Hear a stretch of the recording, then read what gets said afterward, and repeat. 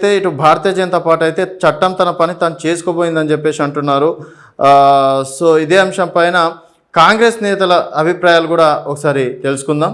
So ఇదే అంశం పైన మాట్లాడడానికి ప్రస్తుతం మనతో పాటు కల్వ సుజాత గారు ఉన్నారు, కాంగ్రెస్ పార్టీ అధికార ప్రతినిధి. సుజాత గారు నమస్తే అండి. నమస్తే. నమస్తే, చెప్పమ్మా. సుజాత గారు, కవిత గారిని అరెస్ట్ ని ఏ విధంగా చూడొచ్చు? ఇది రాజకీయ కోణంలో చూసుకోవచ్చా, లేకపోతే రేపు ఎన్నికల తేదీలు వస్తున్నాయి, సో దానికి సందర్భంగా అరెస్ట్ చేశారనుకోవచ్చా? సో కాంగ్రెస్ పార్టీ దీన్ని ఏ విధంగా చూస్తుంది?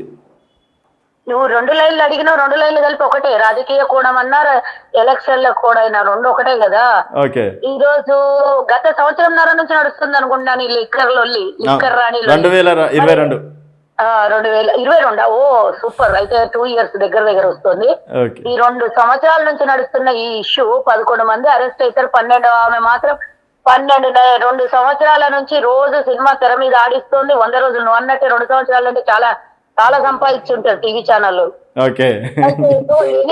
2 సంవత్సరాల ఆట తర్వాత ఎన్నికలకు ముందు 2 సంవత్సరాల ముందు వ్యూహం మండినటువంటి బీజేపీ సక్సెస్ఫుల్ గా కవితను అరెస్ట్ చేయడంతో తెరబడింది. బీజేపీ బీఆర్ఎస్ తెర వెనుక ఆడుతున్నటువంటి డ్రామా తెరుచుకుంది. ఎందుకంటారా, ఇది ఎట్లా అంటారు? ఈడీ వచ్చి అరెస్ట్ చేస్తే పాపం బీజేపీ వాళ్ళకి ఏం సంబంధము? వాళ్ళు ఏం చేస్తారు? చట్టం తన పని తను చేసుకోపోతుందని నువ్వు ప్రశ్న అడగకముందే నేను ఆన్సర్ చెప్తాను. ఎందుకంటే ఈడీకి తెలియదు పాపం, కళ్ళకు గంటలు కట్టుకుని ఉన్నది. మన న్యాయ దేవత కళ్ళకు గంటలు కట్టి పెట్టాం కాబట్టి ఏది చెప్తే అది వినేటటువంటి పరిస్థితికి వచ్చింది. వాళ్ళ ఇంట్లో కీలు బొమ్మల్లాగా ఆడుతున్నటువంటి ఈడీ, సిబిఐ, ఐటీ సంస్థలు. మోదీ ఎక్కడికి పోతే ముందు ఈడీ పోతుంది, దాని తర్వాత మోడీ పోతాడు. ఈరోజు తెలంగాణకి ఈడీ ముందు వచ్చింది, మోదీ తర్వాత వచ్చింది. సుజాత గారు, మోడీ గారు రావడం కొత్త ఏం కాదు కదండి, ఇప్పటికీ దాదాపు ఎన్నో సార్లు వచ్చారు. మరి దానికన్నా ముందు ఈడీ రాలేదు. వచ్చినాయి కదా ఎన్నికలు, 5 ఏళ్ళకి వచ్చినాయి కదా. ఓకే. సో దట్ అసెంబ్లీ ఎన్నికలప్పుడు డ్రామా ఆడిండు అరెస్ట్ చేయిద్దామని. కానీ సింపతి మళ్ళా ఇంకా అటు ఇటు పోయి వీళ్ళిద్దరు ఒకటే చూడు ఎలక్షన్ టైంలో అరెస్ట్ అయిందని కాంగ్రెస్ ఇంకో 10 సీట్లు పెరుగుతాయని ఆలోచన నుండి, లేకపోతే మాకు 76 సీట్లు వద్దు నువ్వు అట్లుండే ఆ సింపతి గెయిన్ చేసుకుంటే మళ్ళా కాంగ్రెస్ కి ప్లస్ అవుతుంది అని ఆలోచనతో మళ్ళా విరమించుకున్నారు ఆ ప్రయత్నం. సో నేను ఎప్పుడో చెప్పిన, గత 2 సంవత్సరాల నుంచి చెప్తున్నా, ఇప్పుడైతే చివరిగా 2 నెలల నుంచి నేను చెప్తున్నా, కేసీఆర్ తన బిడ్డని పావులాగా వాడుకుంటుండు. రాజకీయాల్లో తన మన భేదం లేదు. తల్లినైనా బిడ్డనైనా కొడుకునైనా ఎవరినైనా బలి తీసుకునే రకం కేసీఆర్ అని చెప్పిన. అదే ఈ రోజు జరిగింది. నేను చెప్పిన 2 నెలల నుంచి చెప్తున్నా, అదే ఈ రోజు జరిగింది. బిడ్డకు అరెస్ట్ చేయించడంలో కూడా వెనుకం చేయడు. ఎన్నికల సమయంలో ఇది జరుగుతుంది అని నేను ముందే చెప్పిన. ఎందుకంటే ఇది ప్రీ ప్లాన్డ్ గా జరిగింది. నేను ఈ రోజు సుజాత గారు, నేను ఒక ప్రశ్న అడుగుతానండి. అరెస్ట్ చెయ్యకపోతే బీఆర్ఎస్ బీజేపీ 2 ఒకటే, కావాలని కేసీఆర్ కూతుర్ని కాపాడడం కోసమే మోడీ అక్కడ అరెస్ట్ చేయట్లేదు, వాళ్ళు లోపాధికారికంగా వాళ్ళిద్దరు ఒకటే ఉన్నారు అని చెప్పేసి మీరే విమర్శిస్తారు. ఈరోజు అరెస్ట్ చేస్తే మళ్ళీ అదే భారతీయ జనతా పార్టీ బీఆర్ఎస్ ఒకటే అని చెప్పేసి ఇది కూడా మీరే విమర్శిస్తారు. సో అరెస్ట్ చేసినా పాపమే, అరెస్ట్ చేయకపోయినా పాపమే అనుకోవచ్చా? ఈ సందర్భంగా మీరు చెప్తే అట్లే ఉంది. పాపం నువ్వు అడిగేటప్పుడే క్వశ్చన్ కి ఆన్సర్ నీ దగ్గరనే వెతుక్కున్నావు. నువ్వు అరెస్ట్ చేయించకపోతే అన్నావు అంటే బీజేపీ వాళ్ళు అరెస్ట్ చేయించినట్లు ఒప్పుకున్నట్టే కదా నువ్వు. లేదు, మీరు అంటున్నారు మీ లైన్ చెప్తున్నాను నేను. అరెస్ట్ చేయనన్ని రోజులు అంటే ఈడీ అరెస్ట్ చేయనన్ని రోజులు ఈడీ బీజేపీ వాళ్ళ చేతిలో ఉంది, ఇక్కడ కేసీఆర్ కూతుర్ని కాపాడుతుందని మీరే విమర్శించారు. ఈరోజు అరెస్ట్ చేస్తే అదే భారతీయ జనతా పార్టీ ఈడీని చేతిలో పెట్టుకొని బీఆర్ఎస్ కోసమే అరెస్ట్ చేశారు, సింపతి కోసమే అరెస్ట్ చేశారని ఇది మీరే అంటున్నారు. రేపు మధ్యాహ్నం 3 గంటలకు ఎన్నికల కోడ్ రాబోతుంటే ఈ రోజు అరెస్ట్ అవుతుంది. గత 2 సంవత్సరాల నుంచి కవిత అరెస్ట్ కాదు, 11 మంది అరెస్ట్ అయి జైల్లో మగ్గుతున్నారు 2 సంవత్సరాల నుంచి. ఢిల్లీ డిప్యూటీ సీఎం మనీష్ సిసోడియా జైల్లో ఉండి నువ్వు అన్నట్టే ఈ కేసులో ఈ కేసులొల్లి స్టార్ట్ అయినప్పటి నుంచి జైల్లో ఉన్నాడు. ఆయనకు బెయిల్ దొరకదు, ఆయన బయటికి రాడు. కానీ కవితమ్మ ఈడీ ఆఫీసుకు పోతుంది, సురక్షితంగా ఫోన్లు పట్టుకొని బయటికి వస్తుంది, ఎలాంటి ఆరోపణలు రావు. అదే జైల్లో ఉన్న చంద్రశేఖర ఎవరో ఆమె మీద వాంగ్మూలం ఇస్తాడు. కవిత నాకు అదే గీ లెక్క, అదే నెయ్యి కేజీల లెక్క కోట్లల్లో ఉన్నటువంటి లెక్కలు చెప్తే దాన్ని కొట్టి పడేసినటువంటి ఆనాడు ఈడీ అది కాదు సంబంధం లేదని కొట్టేసిన వాళ్ళు ఈరోజు సడన్ గా కవిత పిఏ ఇచ్చినటువంటి వాంగ్మూలాన్ని ఆధారం చేసుకొని కవితను అరెస్ట్ చేసిండు. అంటే గతంలో ఒక అక్యూజ్డ్ గా ఉన్నటువంటి వ్యక్తి, జైల్లో ఉన్నటువంటి వ్యక్తి మాటలు నమ్మలేదు కానీ కవిత పిఏ మాటలు నమ్మి ఈ రోజు అరెస్ట్ చేసిండు. అంటే ఎన్ని రోజులుగా ప్రీ ప్లాన్డ్ గా ఇది నడుస్తుందో ఒక డ్రామా అర్థం చేసుకోవాలి. ఢిల్లీ లెఫ్టినెంట్ గవర్నర్ ఇప్పటి వరకు అరెస్ట్ కాలేదు, దానికి సూత్రధారి పాత్రధారి లెఫ్టినెంట్ గవర్నర్.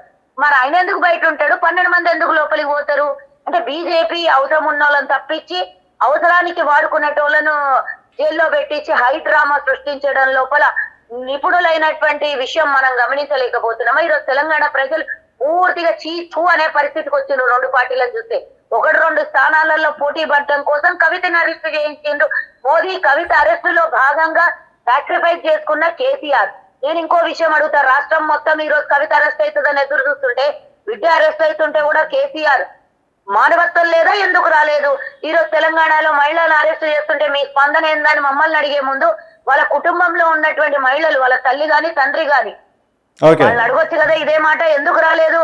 అది కూడా నేను ఇందాక టీవీలో లైవ్ చూసినప్పుడు కేటీఆర్ ఎప్పుడు వచ్చిండు? కవితను అరెస్ట్ చేసి తీసుకుపోయే ముందు 1 గంట ముందు వచ్చిండు. పొద్దున్న నుంచి ఈడీ సోదాలు జరుగుతుండే వాళ్ళన్న కూతవేటు దూరంలో తండ్రి ఉంటాడు. వాళ్ళన్న ఎంత దూరంలో ఉన్నా గంటలో హైదరాబాద్ లో ఎక్కడున్నా కూడా రావచ్చు. కానీ ఎందుకు రాలేదు? ఒక్కసారి ఆలోచించండి. 6 బృందాలుగా విడిపోయినటువంటి ఈడీ సభ్యులు ఒక్క చోట కూడా వాళ్ళ ఇంట్లో ఏవి దొరకలేదా?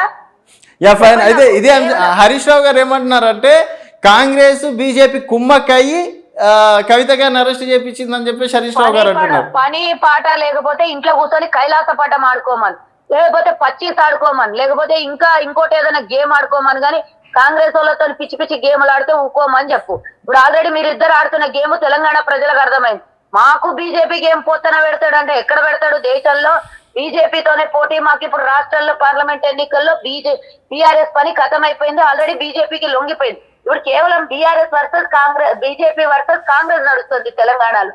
మేము వాళ్ళతో పొత్తు పెట్టుకుంటాం, వాళ్ళిద్దరు కలిసి ఒకటే చేసిందంటే నీ అవివేకం అనుకుంటానే. పిచ్చి మాటలు మాట్లాడితే తెలంగాణ ప్రజలు నమ్మేటట్టు ఉండాలి, దేశ ప్రజలు నమ్మేటట్టు ఉండాలి. వాళ్ళ మరదలు అరెస్ట్ అయింది, ఫస్ట్ ఆమె బెయిల్ గీల అరేంజ్మెంట్ సోమవారం రోజు ఏమన్నా ఉంటుందో అది చూసుకోమని కాంగ్రెస్ మీద ఏడ్చి వచ్చే కన్నా. నేను ఎప్పుడో చెప్పిన వీళ్ళు పిచ్చి పిచ్చి మాటలతో ఇంకా పూర్తిగా అంతమైపోతున్న వీళ్ళ పార్టీని పూర్తిగా 10 ఏళ్లు మాకు తిరుగులేదు, మేమే నియంత్రణ, మేమే గడిలలో కూర్చొని శాసించేటోళ్ళం అన్నోళ్ళు 3 నెలల పతనం అయిపోయిన పార్టీ ఇంకా పెద్ద పెద్ద మాటలు మాట్లాడుతుంటే ఇంకా తిరస్కరిస్తున్న ప్రజలు పూర్తిగా నేలకేసి కొట్టేసినా కూడా ఇంకా సిగ్గుశరలే కూడా కాంగ్రెస్ మీద ఏడిస్తే ఏం చేయాలో అది చేస్తారు తెలంగాణ ప్రజలు. ఫస్ట్ ఆఫ్ ఆల్ మీ మామ మీ మరదలు నిరికిచ్చిండు, అది చూసుకో. తర్వాత రేపో మాపో మరి నువ్వేమైనా చేసినాడు నిన్ను కూడా ఇరికిస్తాడు మీ మామ, ఆయన సేఫ్ సైడ్ కావడానికి. ఒకసారి ఆలోచించుకో. నువ్వేందో పిచ్చి పిచ్చిగా కాంగ్రెస్ మీద ఏడిచే ముందు నీ కింద సీటు జాగ్రత్తగా ఉంటుందా లేదా చూసుకో. నన్ను ఇరికిస్తాడు, లేకపోతే నిన్ను బీజేపీలోకి పంపిస్తాడు మీ మామ. లేకపోతే మీరు అందరు కలిసి స్కెచ్ చేసుకొని ఈ రోజు ప్రీ ప్లాన్డ్ గా కవితను అరెస్ట్ చేయించేసి మీరందరూ ఒక ఆడబిడ్డ అని మమ్మల్ని అందరినీ సానుభూతి లేదా సింపతి లేదా అనేటోళ్ళు. హరీష్ రావు భార్య ఏడున్నది, కేటీఆర్ భార్య ఏడున్నది, కవితమ్మ తల్లి ఏడున్నది. ఇప్పుడు తీసుకొని పోయేటప్పుడు ఆమెని ఎయిర్పోర్ట్ దాకా ఎవరు కుటుంబీకులు పోరా? బిడ్డ జైలుకు పోతుంది, రాత్రి పూట తీసుకొని పోతున్నారు ఢిల్లీకి. భద్రంగా బిడ్డ పోవాలంటే ఎవరైనా తోడు పోవాలి కదా ఆడబిడ్డలు.